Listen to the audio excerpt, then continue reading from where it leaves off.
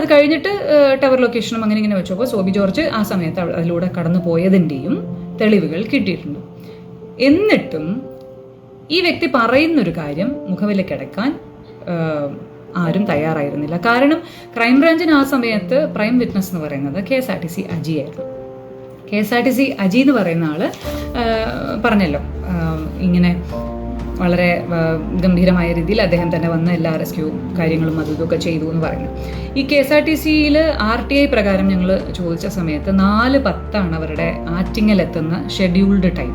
ഇനി അങ്ങോട്ടും ഇങ്ങോട്ടും കുറച്ച് സമയവും അതും ഇതുമൊക്കെ വന്നാൽ പോലും, വ്യത്യാസങ്ങൾ വന്നാൽ പോലും, CBI അവസാനം എത്തിച്ച ആ ഒരു 3:30 സമയം ആക്സിഡൻറ്റിലേക്ക് എങ്ങനെ നോക്കിയാലും അജിയുടെ ബസ് എത്തും എന്ന് തോന്നുന്നില്ല.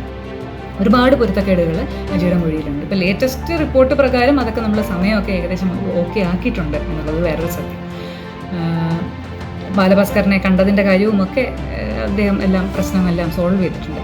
അപ്പോൾ ഈ ഷെഡ്യൂൾഡ് ടൈമിൻ്റെ വ്യത്യാസം, കൊല്ലത്തു നിന്ന് പുറപ്പെടുന്നതിൻ്റെയും ആറ്റിങ്ങലെത്തുന്നതിൻ്റെയും ഒക്കെ വ്യത്യാസം. പിന്നെ ഒരു കാര്യം എന്ന് പറയുന്നത് ബസ്സിൻ്റെ മാക്സിമം സ്പീഡ് എന്ന് പറയുന്നത് 60 km/h ആണെന്നാണ് RTI പ്രകാരം നമുക്ക് കിട്ടിയത്. അപ്പം അങ്ങനെയൊന്നും അല്ല, ബസ് ഓടുന്ന സ്പീഡ് എന്താണെന്ന് നമുക്കറിയാം എന്നൊക്കെ പറയാമെങ്കിലും 90-95 സ്പീഡിൽ പോകുന്ന കാറുകളുടെ തൊട്ടു പുറകെ ഈ KSRTC ബസ് ഉണ്ടായിരുന്നു എന്നാണ് അജിയുടെ മൊഴി. അപ്പോൾ അതിലും ഒരു നമുക്ക് സംശയിക്കാനൊരു എലമെൻ്റ് ഉണ്ട് അല്ലേ സ്പീഡിൻ്റെ കാര്യത്തിൽ.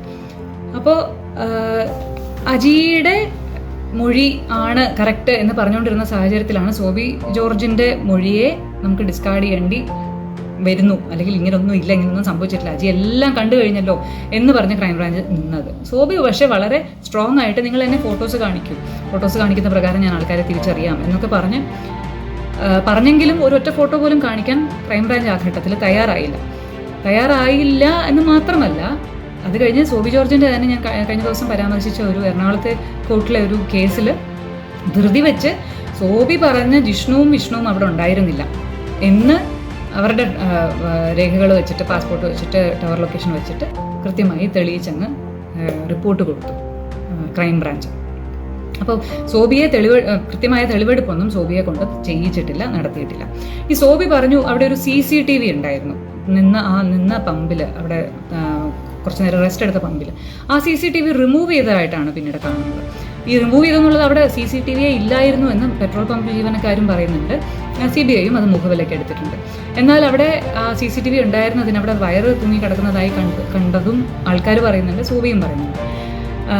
അങ്ങനെയാണെങ്കിൽ ഇതൊന്ന് കൃത്യമായി സ്ഥിരീകരിക്കാൻ CBIക്ക് ചെയ്യാമായിരുന്ന ഒരു കാര്യം എന്ന് പറയുന്നത് പെട്രോൾ പമ്പ് ജീവനക്കാരുടെ അല്ലെങ്കിൽ പെട്രോൾ പമ്പിൻ്റെ പഴയ രേഖകളൊന്ന് പരിശോധിച്ചാൽ CCTV ഉണ്ടായിരുന്നു, അതിന് ചെലവുണ്ടായിരുന്നു, അങ്ങനെയുള്ള കുറേ കാര്യങ്ങളുണ്ടാവുമല്ലോ. നാച്ചുറലായിട്ട് സംഭവിക്കേണ്ട ഇൻവെസ്റ്റിഗേഷൻ അവിടെ സംഭവിച്ചിട്ടില്ല. അപ്പോൾ എങ്ങനെയൊക്കെ നോക്കിയാലും സോബി പറഞ്ഞതിനെ ഡിസ്കാർഡ് ചെയ്യാനുള്ള ധൃതിയിലായിരുന്നു എല്ലാവരും. അപ്പോൾ ഈ ഒരു ഘട്ടത്തിലാണ് സോബി ജോർജ് DRIക്ക് മൊഴി കൊടുക്കുന്നത്. DRIക്ക് മൊഴി കൊടുക്കുന്ന സമയത്ത് DRI കുറച്ച് ആൾക്കാരുടെ ഫോട്ടോസ് സോബിയെ കാണിക്കുന്നു. ആദ്യമായിട്ടാണ് അങ്ങനെ ഒരു പ്രൊസീജിയർ നടക്കുന്നത്. സോബിയെ കാണിക്കുന്ന സമയത്ത് അതിലൊരാളെ സോബി കൃത്യമായി തിരിച്ചറിയുന്നു. ഈ വ്യക്തി എന്ന് പറയുന്നത് റൂബൻ തോമസ് എന്ന് പറഞ്ഞ ആളാണ്. വിഷ്ണുവിൻ്റെ കമ്പനിയിൽ വർക്ക് ചെയ്യുന്ന ആളാണ്. പള്ളിപ്പുറം സ്വദേശിയുമാണ്. ആ ഏരിയയിൽ തന്നെ ഉള്ള ഒരു ലോക്കൽ ഒരാളാണ്. അപ്പം സോബിക്ക് തീരെ പരിചയമില്ലാത്ത ഒരു സിനാരിയോയിൽ വെറും ഒരു ഔട്ട്സൈഡറായിട്ട് സോബി ഇതിന് എഫേർട്ട് ഇട്ട് ഇങ്ങനത്തെ കാര്യങ്ങളൊക്കെ ചെയ്യുമ്പോൾ CBI അതിന് മറുപടി കണ്ടെത്തി. റൂബൻ തോമസ് ഇല്ല. റൂബൻ തോമസിൻ്റെ ഗൂഗിൾ മാപ്പ് റെക്കോർഡും ഫോണിൻ്റെ ഡീറ്റെയിൽസും വെച്ചിട്ട്, അല്ലെങ്കിൽ അറ്റൻഡൻസ് ഷീറ്റ് ബാംഗ്ലൂരായിരുന്നു, അത് വെച്ചിട്ട് വർക്ക് ചെയ്തിരുന്ന സ്ഥലത്തെ. അപ്പോൾ റൂബൻ തോമസിൻ്റെ മൊഴിയിലും നിശാന്ത് എന്ന് പറഞ്ഞ മറ്റൊരു വിഷ്ണുവിൻ്റെ എംപ്ലോയിയെ പറ്റി പറയുന്നുണ്ട്. ഇവരെല്ലാവരും പിന്നീട് ഗോൾഡ് സ്മഗ്ലിംഗ് കാരിയേഴ്സായിട്ട് തിരിച്ചറിഞ്ഞ ആൾക്കാരാണ്.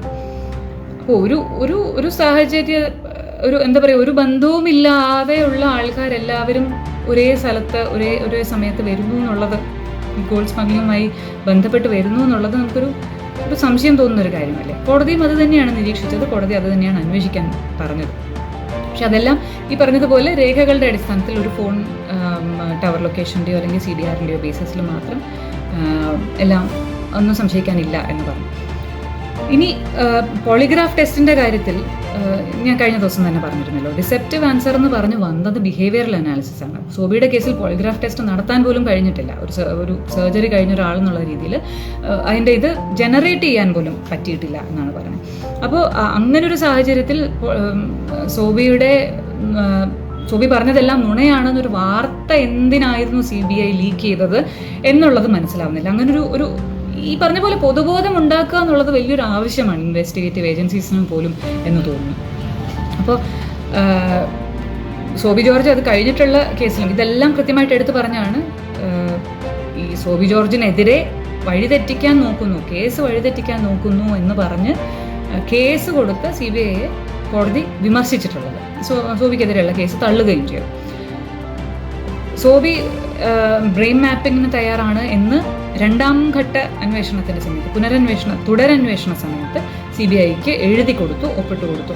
പക്ഷെ അത് നടത്തിയില്ല എന്ന് മാത്രമല്ല, തൊട്ടടുത്ത ദിവസം തന്നെ സോബിയെ കേരള പോലീസ് അറസ്റ്റ് ചെയ്യുകയും ചെയ്തു. തുടരന്വേഷണത്തിലും ഈ സോബി ജോർജ് എഴുതി കൊടുത്തിട്ടും അയാളിൽ അന്ന് പോളിഗ്രാഫ് ടെസ്റ്റ് നടത്താൻ കഴിഞ്ഞില്ല എന്നൊരു കാര്യം മാത്രമേ